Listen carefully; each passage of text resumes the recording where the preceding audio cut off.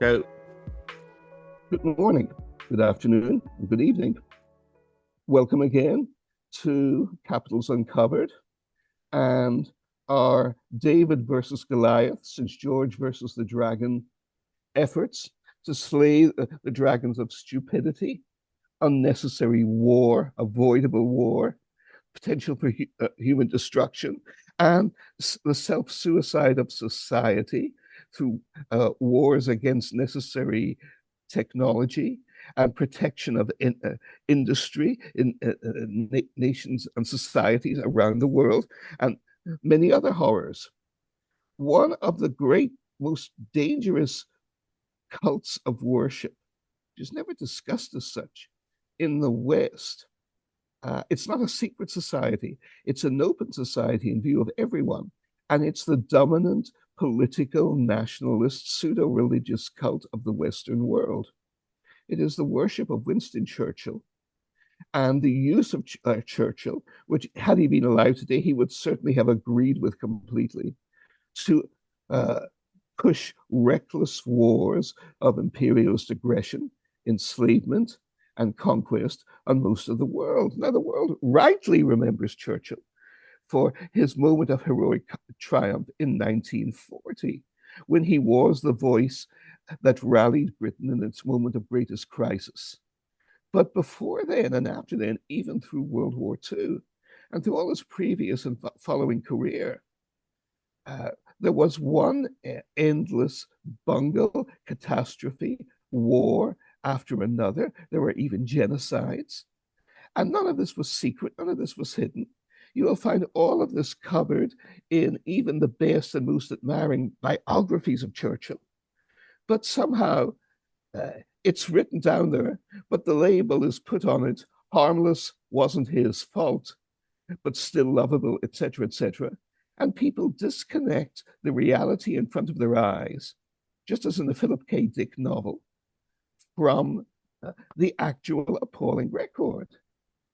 Now, Pelle and I have discovered, again, we plowed different furrows, we walked different paths exploring this extraordinary and crucially important issue, because it's an attitude propelling us into World War III today. And Pelle has just completed a new piece of groundbreaking research on this that we want to share with you. And it could not be more timely, because just one further point to this before I hand it over to you, Pelle, and that is just yesterday, we had the funeral of Senator Lindsey Graham, the foremost war hawk within the United States Senate about sending the Ukrainian people to their doom. And under the Zelensky regime, Volodymyr Zelensky from Kyiv, and Lindsey Graham's great bosom buddy,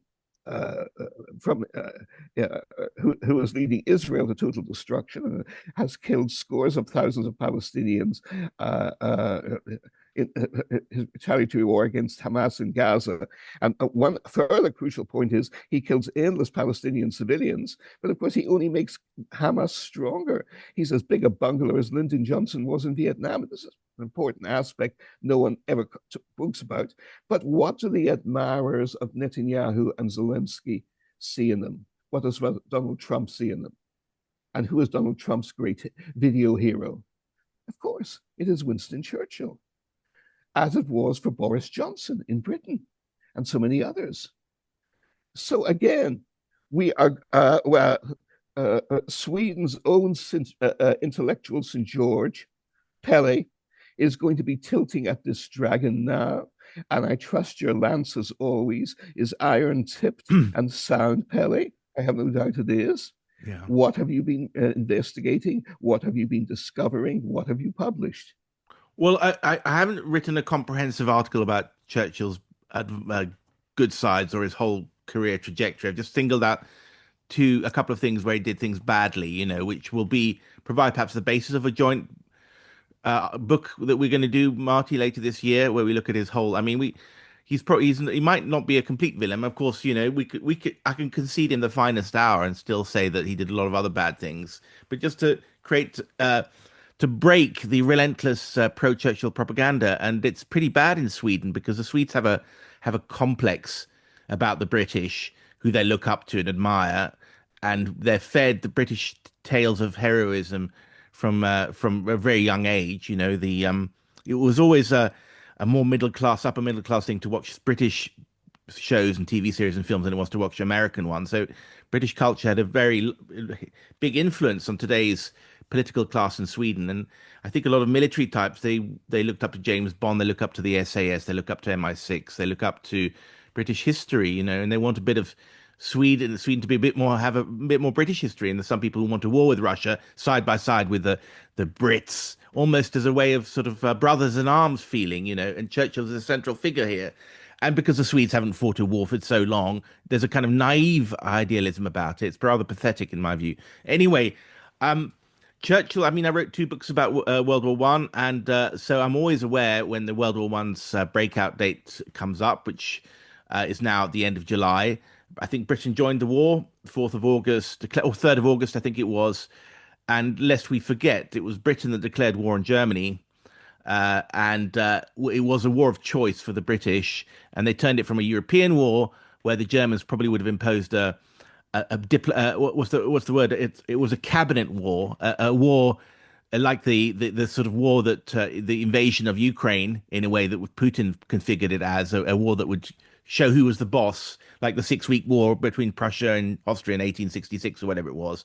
They probably would have defeated France pretty quickly and imposed some reparations or something. But the Brits turned it into a world war, and they mobilized the enormous efforts of the British Empire and then later the Americans. And it was a titanic struggle, killed generations of would-be poets and engineers in the soil and mud of Flanders and Somme, and basically changed British culture forever and European culture. I mean, it was the catastrophe of our century. Anyway, that's 112 years ago, around now. So I thought that's another good peg to which you can hang this on. Well, Churchill was the Navy minister, a young man of 39, and he was his contribution to this war is that he basically hastened it on by he was we believe it or not, it was a liberal cabinet. Liberals were the leftists of the day, the majority of whom were against war with Germany, but they didn't hold any of the security ministries, and so they had lacked information. Security, military, like the army, the navy, the foreign ministry, and you had hawks in each of those 5 positions, and they basically engineered Britain into that war, led over by Asquith, who was an alcoholic basically, and who was writing letters to a girl he was in love with, who was 40 years younger than him, Venetia Stanley, and he was sniffling away and writing his little love letters. And people said he looks rather bored with the whole business of war. He's much more, and he would go for drives with this woman, and he was seldom sober after 5 o'clock. So he couldn't rein in people like Churchill. Now, what Churchill did was that there was the assembly of the Royal Navy at Spithead at the end of July. He didn't dissolve that and go back to battle state, go back to their normal bases, but he kept them there, and he didn't consult cabinet while doing this. And then I think on the 27th or 28th of August, he put, without consulting cabinet, completely off his own decision, mobilized the fleet and put it to battle stations. So they sailed from Spithead up to, like castles in the night, he said, up through the North Sea, past the French destroyer Dunkirk, heading the other way, I think it was, with the French President Poincaré, who's the hidden actuator of World War One, in my view, if you read my book. So he took a lot of encouragement that because he couldn't quite trust the Russians. The Russians were not that keen. The Russians saw very much, because there was headlines all over the Russian press, that the British had mobilized. So it was, the British mobilizing their fleet was a great actuator for the full Russian mobilization, which caused the Germans to declare war. Churchill did this off his own bat. He also, I think, he told the colonies, he opened the war diary, and the colonies, Australia, New Zealand, and Canada, they were much more war hungry than the British themselves, because they were eyeing Germany's far-flung colonies, and they thought it'd be a short war, and they believed all the propaganda coming out of London. I mean, they hated the Germans even more than the British did, because they were loyal to the mother country and so on. So he created this incredible momentum that he didn't even consult cabinet doing that. And then I'm going to get. Sorry if I sound episodic, but in the article it all hangs together. I'm just the next thing that he was responsible for. Some people say there's a guy called Patrick Beasley, who's I think a naval intelligence background, very patriotic. He wrote a book about Lusitania.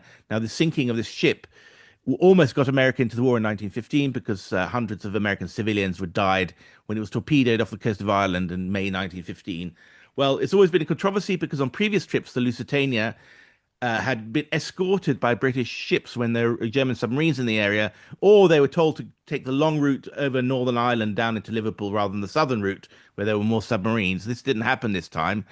It's interesting that we've got Colonel House, who was Wilson's foreign policy advisor, saying that he talked to both the King and Edward Grey, who was Churchill's partner in crime and foreign minister, saying what would happen would America join the war if an American passenger liner was sunk with hundreds of dead, and he said probably, and then the liner sank. Well, Beasley thinks the fact that Churchill was Navy minister, and the Lusitania wasn't escorted in, and there was no warning, there's no communication to the Lusitania that several British smaller ships had been sunk in the area by the U-20 in that very area into which the Lusitania was so blithely sailing, means that Churchill has responsibility for that. We don't know. We'll never know if he knew it, or he's just negligent, or he's just lazy about it, or he has no responsibility.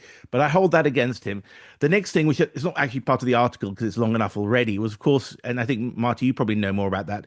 He's always out for the gamble, a big risk taker, always obsessed with soft underbellies and the weak sides. You know, Second World War invaded Italy, invaded Norway on that basis. Lest we forget, they were going to invade the Norwegians before the Germans got there. The Germans got there first. But he was going to invade the Dardanelles. He invaded Turkey in 1915. And that was a catastrophe because they ended up at the beach below the cliffs over which the Turks were able to strafe with their machine guns. The Anzac troops who'd landed. Huge numbers of casualties, really badly researched. He was out of office as a result, and then he went to fight to his credit as an officer, I think in Antwerp or something. Then, of course, we've got he was many other things in the late 1910s, 1920s, 1930s. He was out of much disliked figure actually on the back benches.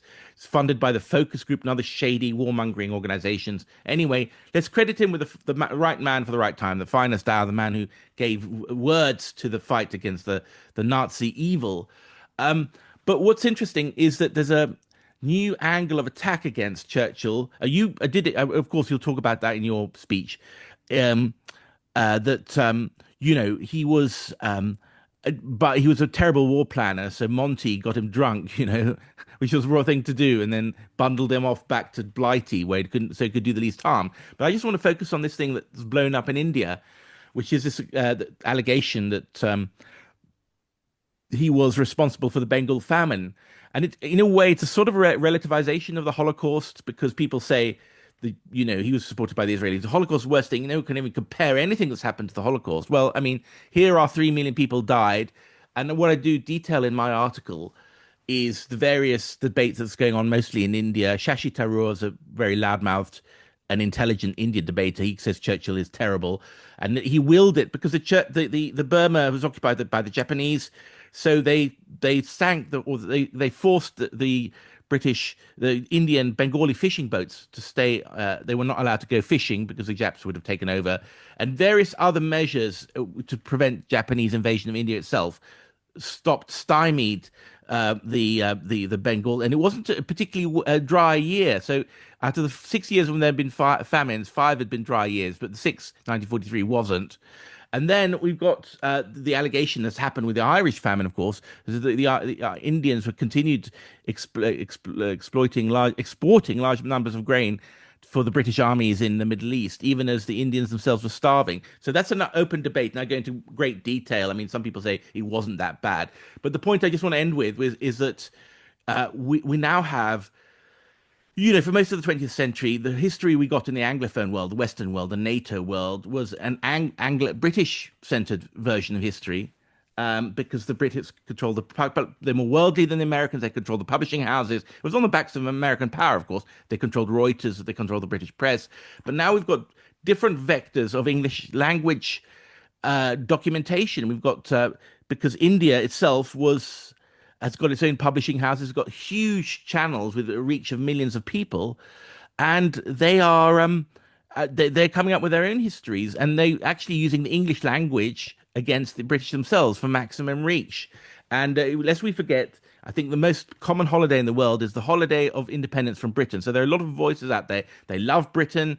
In many cases, they admire Britain, but they have a beef with Britain. It's like a Oedipus complex or a mother complex, rejection complex. So we're getting these different stories now. India's the biggest colony, which give us a much more nuanced version of British history. We've got Caroline Elkins talking about the Mau Mau rebellion in Kenya, which was concentration camps, hundreds of thousands of dead people. Whereas we've tended to focus on apartheid South Africa. And the Afrikaners I know said, well, the British were doing terrible things in Africa and then just focused on us, just to say, look here and don't look there. So what we're doing is, what I think the British, if I were a public diplomat, if I were working for the Foreign Office, I would work hard to set up a strategy of how to handle this, because we're living in a world of a multipolar world of competing narratives, and so the British confidently say, the Brits of Winchester with their books about the Chindits and their books about Putin's poisoning thing, they're convinced of their righteousness. But I say, well, the world doesn't believe that. The world doesn't believe the Russians are bad guys. You could say Stalin, but they'll say the Bengal famine, and you've got to deal with those arguments. And I just want to, it's like an appeal to wisdom. Anyway, that's my part. Well, over to you, Marty, because you've, of course, written your own excellent article, which I read on the Realist Review this morning. Well, I think you let him off far too lightly, Pelle. That's my one disagreement with you, because I'm in full agreement, of course, with everything you said, and will add points to it.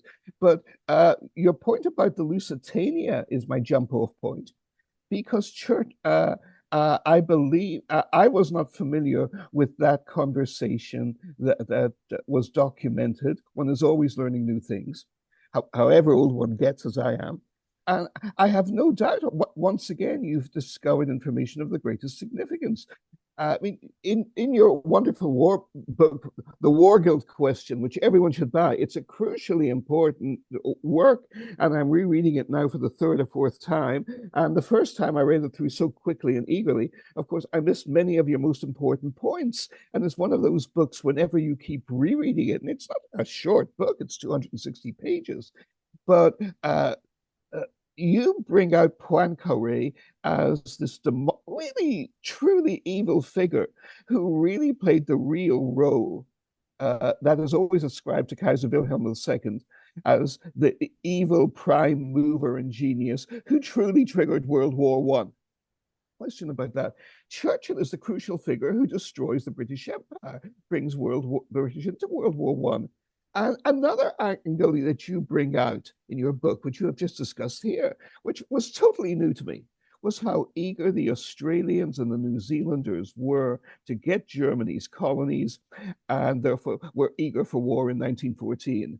Within a year, they changed their mind, because there were disproportionate numbers of young Australian and New Zealanders who were slaughtered needlessly under the most horrific circumstances, not just by the Turks, but by the bungling of their own leaders. There was no effective hygiene, not remotely enough equipped hospitals or medication, even by the miserable standards of the day. So many of them died, like the poet Rupert Brooke, from dysentery and from diseases that they gathered there. But Gallipoli was not just a slaughter, it was a tactical fiasco and a horror. It was not D-Day, it was anti-D-Day. At D-Day, American designed and built armored Higgins boats, special landing craft, protected 150,000 British, Americans, and Canadian soldiers when they stormed onto the beaches of Normandy. And they were powered with engines, which seems pretty obvious. But the landing boats at Gallipoli, and they didn't have big beaches to go into with only gentle slopes, which most of the beaches, not all of them, but most of the beaches of D-Day were. No, they had huge towering cliffs. I've been there, I've seen them. 70, 80, or more than 100 feet high, vertical, with virtually no beach. And they had to row ashore with rowing boats that could be penetrated by shots from any old 303 British Lee Enfield rifle or any good German rifle. So the seas were running with blood, and the boats were drifting because they didn't even have offshore engines attached to them. So you're trying to conquer the nation of Turkey by sending scores of thousands of young men rowing boats with no protection against rifle bullets, against cliffs. And of course, Churchill, you make another key point about Churchill on the Lusitania case. I have no doubt that the Lusitania was deliberately provoked. And the British knew this because the German consulate in New York knew that the Lusitania was routinely carrying vast quantities of weaponry and was doing so on this trip. And before the Lusitania's fatal voyage, they took out advertisements in the New York newspapers, including the New York Times of the day, warning Americans not to travel on the Lusitania because it was officially an armed merchant cruiser of the Royal Navy and was therefore a legitimate war target. The Germans did not see the Lusitania as a civilian ship. They saw it as a warship that was deliberately and cynically carrying. Churchill was doing what Hamas has done repeatedly in the past in Gaza when they would carry out outrages. They would base themselves in genuine schools and genuine hospitals. And of course, the Israelis didn't care what collateral damage they did. They reacted the way the Germans did in 1915. And the Germans in 1915, remember, were not Nazis, but they were fighting a full-scale war and they were being starved to death by Britain's Royal Navy. The blockade that Churchill imposed on Germany killed 750,000 German civilians through World War I. 750,000 civilians through World War I. But Churchill wanted to provoke the United States into the war. And he failed in 1915. Eventually, America did come in because the Germans were stupid enough to switch to unrestricted U-boat warfare, which even Woodrow Wilson, not much to say to his credit, but he had kept America out of the war for 3 years. What Gallipoli did was reverse the process that Pelle has documented, and almost nobody else remembers outside Australia and New Zealand, that the Australians and New Zealanders were gung-ho for war in 1914. Because the proportional death tolls suffered by the Australians and New Zealanders at Gallipoli alone, and certainly added to through the war, was a higher proportional death toll than the death tolls of Britain itself, France, Russia and Germany, as well as Italy, relative to total population in World War I. And as a result, the change was immediate because only 8 years after, Australia and New Zealand are the strongest, most loyalist, passionate supporters of empire.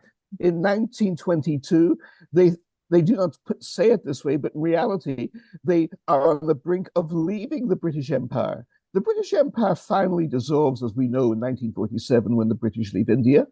And in the early 1960s, as I even remember, when the British pulled out under Harold Macmillan at breakneck speed from Africa, though keeping their neo-colonialist profit operations, which were the important thing, very much in place through the region. But the British Empire really disintegrates in 1922, and it is Churchill again who is directly responsible by provoking another war when he's the right-hand man to Prime Minister David Lloyd George. Churchill wants to go to war against a recovering Turkey in 1921-22, which has defied attempts to enslave and even exterminate it, that Churchill and Lloyd George backed by a Greek invasion, a Greek army. The Greeks then were very much like the Israelis today, tiny nation of 5 million people, but armed to the teeth by the most powerful empires in the world, Britain and France.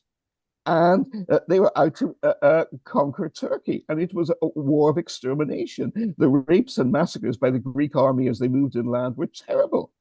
So there was a nationalist reaction in Turkey. And the man who rose up and rolled the Greeks back and then defied the British in 1922 was Churchill's old nemesis from Gallipoli, the great Turkish general who became president of a peaceful Turkey after World War II, President Mustafa Kemal, who became known as Ataturk, Kemal Ataturk.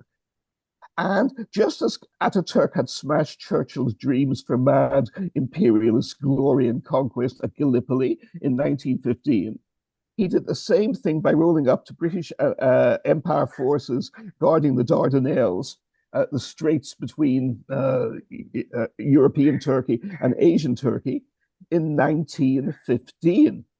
And Churchill again wanted to provoke a full-scale war, a new war with Turkey. Again, with the man who had defeated him and who had slaughtered British and Australian and New Zealand soldiers at Gallipoli only 7 years before. And Australia and New Zealand, the governments of Australia and New Zealand, not just the people, flatly refused to join it. And so did Canada. And even British-controlled India, the British rulers of India said, we will not send any Indian forces. We dare not do so because we will provoke a full-scale mutiny and uprising fanned by Gandhi and the Indian nationalist movement. Indian soldiers, otherwise loyal to Britain, will not fight against Turkey in the new needless war that Churchill provokes. And as a result, Churchill and Lloyd George were toppled from power. And it is the now universally despised and forgotten Prime Minister Stanley Baldwin from 1923 onwards, and through his long domination of British politics from 1924 to 1937, who reestablishes a commonwealth of consensus with Australia and Canada and New Zealand and white-dominated South Africa, all of which had refused to go to war with Britain in 1922. Because of Churchill. The damage Churchill caused, the deaths he caused, the suffering he caused were endless. But Churchill was also a psychopath. He never lost any sleep whatsoever for any of the needless innocent blood on his own side that he relentlessly caused. Now, a couple of other points to add, Pelle. Other points you rightly brought up. The Bengal famine. You cited a death toll of 3 million for the Bengal famine. This is the Western reluctant estimates. Even many Churchill lovers like to just pretend it didn't happen. But the official figures in the West are around 3 million. Many Indian historians and demographers strongly disagree with this. The death toll was as high as 10 million. This was known at the time. The famine could have been avoided. Your point of parallel with the Irish famine is chilling. I've never heard it put that way before, and obviously many people must have. But the shipping by 1944 was easily available to bring grain and rice and necessary food to prevent famine in India in 1944. After India became independent in 1947, there were threats of famine over the next 25 years, but no famine ever took place because the democratically elected nationalist governments of India under Jawaharlal Nehru and his successors were responsible and efficient and moral and put famine prevention and relief programs in place, which had been easily available to the British before them, but the British didn't do it. In fact, when I was a young student in my 20s, the documentation on this, discussions in the British War Cabinet, had just been declassified under the 30 Years' Rule. And I found myself reading them in the British Public Relations Office, which is today in Kew Gardens, and in those days was still just off the Strand in London, in central London. And it was astonishing and appalling reading, because one of the arch imperialists in Britain, but he was also a personally humane and honorable man, Leo Amery, had been a friend of Churchill's for 40 years. He was Secretary of State for India. He argued in vain for famine relief for Bengal. Churchill's answer was this: so a few million of them will die, Leo, but there are hundreds of millions of them. They will make good the loss by breeding in 5 or 6 years. What's the difference? And Amery, who was appalled by this comment, replied, Winston, listen to yourself. You sound just like Hitler. There was another parallel between Churchill and Hitler. Churchill shared Hitler's passion for poison gas. Hitler was obsessed with poison gas when he was gassed in 1918 in the trenches in World War I. And then, of course, he gassed more than a million, 2 million Jewish people in concentration camps. But most of the victims of the Holocaust was, in fact, simply shot or killed in concentration camps in the East. But the records are very clear. At least 2 million were gassed in Treblinka and later in the much more efficient Auschwitz. But by 1918, Winston Churchill in the West was the world's largest producer of poison gas. He was Britain's Minister of Munitions, and he gave emphasis and priority to building factories to produce poison gas to use on the Western Front. And in his last volume of his World War I book, a very ignored book, which needs to be read and reread very much by ordinary people and historians, it's called The Aftermath, the last volume of the World Crisis, The Aftermath. Churchill is regretting that the campaign of 1919 was never fought, because he said that we had so much poison gas, we would have gassed the German army to death in their hundreds of thousands. He regrets not using it. And then after the war, he wants to use poison gas against Arab women and children. Does this start to sound familiar? In the Shadow Arab territories, the southern area of Iraq around or close to Basra on the Persian Gulf, when they are rebelling against the new regimes, a British-supported monarchy created by the British over their heads in order to get Iraq's oil. It's still known as Mesopotamia up to those days. And Churchill wants to crush the rebellion on the cheap and save money by dropping poison gas bombs, not just on the rebels, but on their villages, killing the civilians, women, and children. And this appalls the rest of the British cabinet at the time, and they refuse to do it. Men who have sent a million of their own boys to die needlessly on the Western Front, even they have limits. Even they will not go so far. But Churchill will. And Churchill is overruled, and he complains that the rest of the war cabinet are wimps, because they will not use poison gas against Arab women and children. And then in World War II, he's enthusiastic in 1944. The American and British armies under General Bradley and General Montgomery are smashing the Wehrmacht in the West. It's the biggest military victory ever won in the West against the German army. Couple of the Russian military victories are even bigger. But in the West, in both world wars, the greatest military victory that smashes military power is the Battle of Normandy. And it is commanded by General Bernard Montgomery. And with his right-hand man, the great and very underrated American battle general, General Omar Bradley. Churchill, of course, keeps flying over to visit Montgomery. Bradley and the Americans are beneath his contempt. He thinks they're just childish amateurs who need to be led by him. And of course, he's a buffoon and a clown. But Montgomery by now knows how to deal with Churchill. And from 1942 onwards, Montgomery is the spirit of victory in Britain. He is much more popular, every opinion poll shows, from 1942 to 1945 than Churchill himself. Churchill is already by 1942 seen as a discredited old fool and a bungling blowhard. And there are moves to condemn him in the House of Commons at the beginning and middle of 1942 until Montgomery saves his hide. And the speeches, especially of his great Labour Party critic, Aaron Bevan, who later creates the British National Health Service, are very important here. They're well worth reading, and they're brilliant, and they're very clear. And they alone are a Churchill worshippers' antidote. They alone are antibiotics to the Churchill virus. If you read Aaron Bevan's speeches in the House of Commons criticizing Churchill's, every time he gives a great speech, he loses another battle and he loses another country. Bevan says we could use less speeches and we could use less defeats. It is the most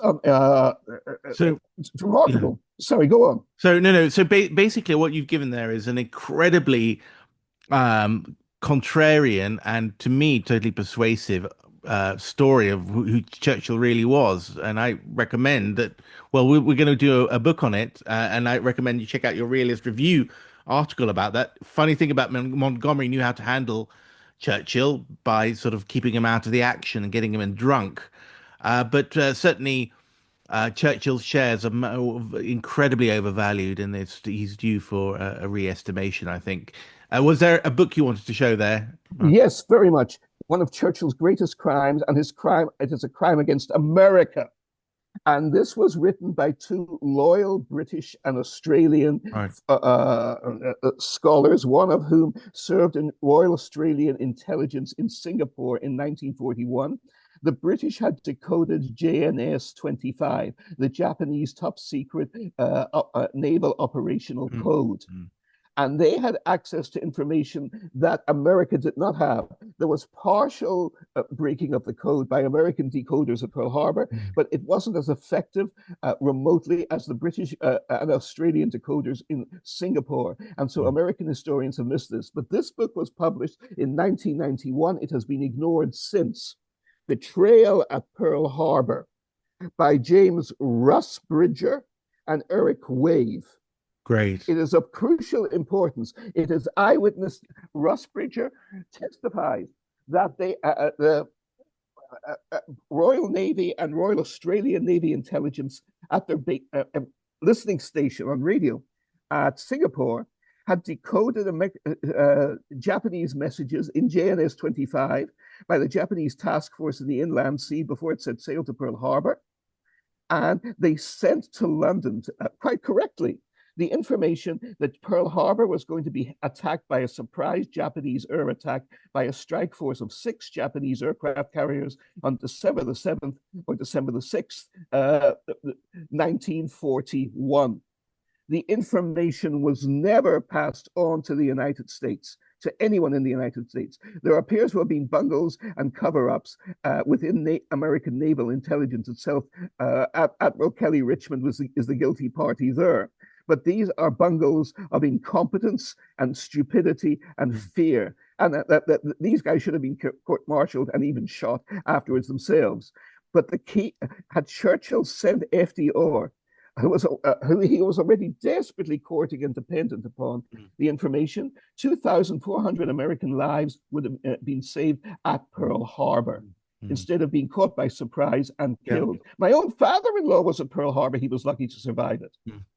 Okay. Well, winding up there, I mean, history is a lesson for the present. I mean, who is to say that one of America's allies won't pick up information that they won't pass on to America because they want America dragged into their war, whether it be in Europe or in the Middle East? And naming no names, but we know which countries I'll might name do a that. name, and we've already had Mr. Netanyahu, the Prime Minister of Israel, to convince the President of the United States, Donald Trump, that a war with Iran would be won in 4 days of bombing.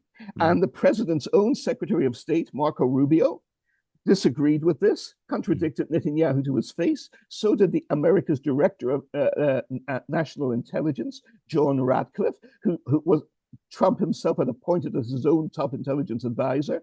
And so did the Vice President of the United States, J.D. Vance. All these 3 top, most eminent men in the American, we're fond of talking about all the mistakes and bungles and incompetencies in the American state at top level, and there are many.